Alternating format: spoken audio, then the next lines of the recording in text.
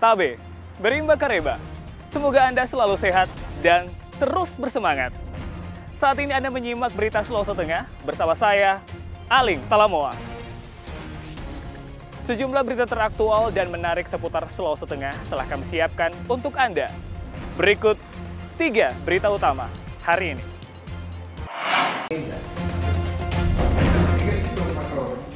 Polres Morowali menangkap 3 pengedar sabu-sabu beserta barang bukti. Aparat polisi Pamong Praja melakukan penertiban terhadap alat peraga kampanye.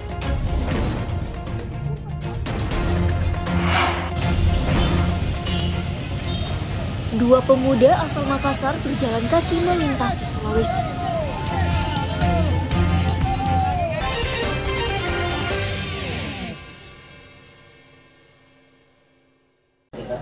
Satuan Reserse Narkoba Polres Morowali Utara menangkap 3 pengedar narkoba jenis sabu-sabu. Selain tersangka, polisi juga menyita 11 paket sabu-sabu. Ketiga tersangka ditangkap di 3 lokasi yang berbeda, yakni di Desa Tompira, Desa Tinompo, dan Desa Bunta, Kecamatan Petasia Timur. Selain barang haram tersebut, polisi juga menyita uang tunai jutaan rupiah dan peralatan sabu-sabu.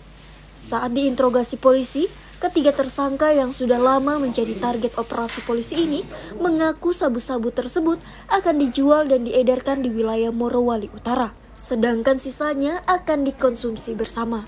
Berdasarkan laporan polisi yang kami buat ini dari di TKP 1 ini TKP-nya Desa Tompira, Kecamatan Petasia Timur, Kabupaten Morowali Utara.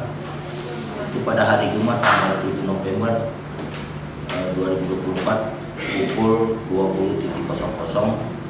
TSK-nya lelaki berinisial MRZ dengan 24 tahun, kerjaan swasta, alamatnya Desa Bunta, Kecamatan Petasia Timur, Kabupaten Morowali Utara. Mengambil BB sabu yang berasal dari kota Palu untuk dipakai dijual. Jumlah BB ada 4 bungkus ini, ada BB-nya. Kemudian dalam ceting bening yang berisikan sabu dengan bruto berat 0,80 gram. Kemudian yang TKP 2 ini yang sudah menjadi masuk dalam TO operasi pekat kita. Atas perbuatannya, ketiga tersangka dijerat pasal 112 dan pasal 114 Undang-Undang Nomor 35 Tahun 2009 tentang narkotika dengan ancaman hukuman maksimal seumur hidup. Syamsuddin Tobone melaporkan dari Morowali Utara. Kejaksaan Negeri Palu memusnahkan barang bukti hasil sitaan berupa sabu-sabu seberat lebih 1 kg Selasa pagi. Selain sabu-sabu, juga dilakukan pemusnahan pil ekstasi, ganja, dan ponsel hasil sitaan dari 78 perkara yang ditangani Kejari Palu. Barang bukti sabu-sabu tersebut dimusnahkan dengan cara diblender dan dicampur dengan cairan pembersih lantai.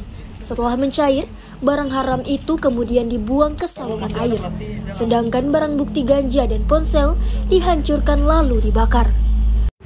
Perkara untuk perkara sabu-sabu beratnya kurang lebih 1032, sekian gram.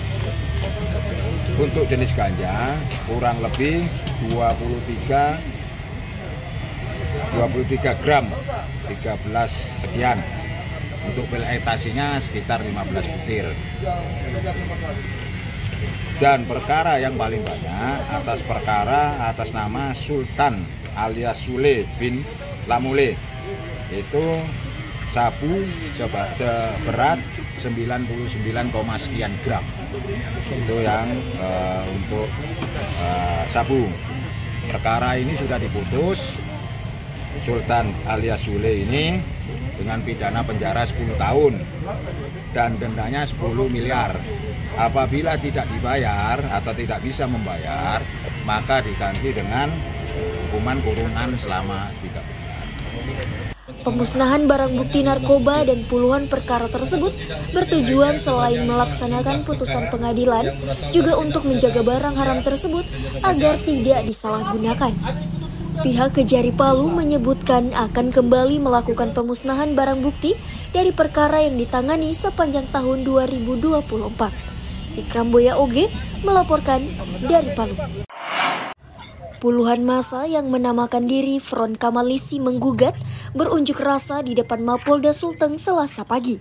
Aksi unjuk rasa yang dilakukan Aliansi Masyarakat Adat Nusantara Kamalisi Sulawesi Tengah bersama warga Desa Kalora, Kecamatan Kinovaro, Kabupaten Sigi ini merupakan buntut dari adanya undangan dan pemanggilan 14 warga Desa Kalora di Polda Sulteng. Sembari membentangkan spanduk berisi tuntutan, massa aksi berorasi di pintu gerbang Mapolda Sulteng yang dijaga aparat kepolisian. Tak berselang lama, massa aksi diterima untuk melakukan audiensi bersama Kasubit Penmas Bithumas Polda Sulteng, Ajun Komisaris Besar Polisi Sugeng Lestari, dan Kabak Ops Polresta Palu, Komisaris Polisi Romi Gafur. Undangan yang ditujukan kepada 14 warga Desa Kalora ini sebagai bentuk undangan klarifikasi atas laporan adanya dugaan pencemaran nama baik dan fitnah. Sebagai wujud solidaritas, mereka meminta proses hukum dapat dihentikan.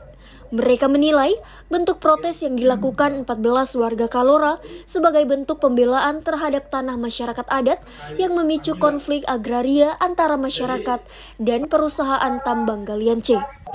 Kami dari Aliansi Masyarakat Adat Nusantara Kamalisi yang mendampingi mereka, tentunya harapan kami bahwa proses ini kami minta ini mungkin bisa dihentikan, dan masyarakat Kalora yang dimana 14 orang ini mempertahankan kehidupan mereka, bukan hanya pribadi mereka, tapi melainkan keseluruhan. Jadi ini sifatnya masih klarifikasi undangan, ya, karena kepolisian sendiri juga sementara ini menindaklanjuti adanya laporan masyarakat yang masuk di Polda Sulawesi Tengah, sehingga harus kita tindak lanjuti dengan mengundang beberapa masyarakat untuk diklarifikasi. Ini sifatnya masih klarifikasi, kita mengumpulkan bahan keterangan. Ya, kalau kita lihat tadi adalah laporannya tentang fitnah pencemaran nama baik, berarti ini menyangkut nama seseorang yang difitnah, dicemarkan nama baik, sehingga ini masih jauh daripada proses penyelidikan maupun penyidikan. Selain itu, massa aksi juga menuntut penghentian tambang galian C yang beroperasi di seputar wilayah Desa Kalora. Mereka menilai kehadiran tambang batuan ini mengancam keberlangsungan wilayah tanah adat masyarakat yang selama ini menjadi lahan perkebunan dan pertanian sumber pencaharian. Massa aksi kemudian bertolak ke kantor DPRD Sulteng di Jalan Samratulangi, Kota Palu. Mereka berharap aspirasi mereka dapat didengarkan dan ditindaklanjuti oleh pemerintah daerah. Syahrul Cahya melaporkan dari Palu.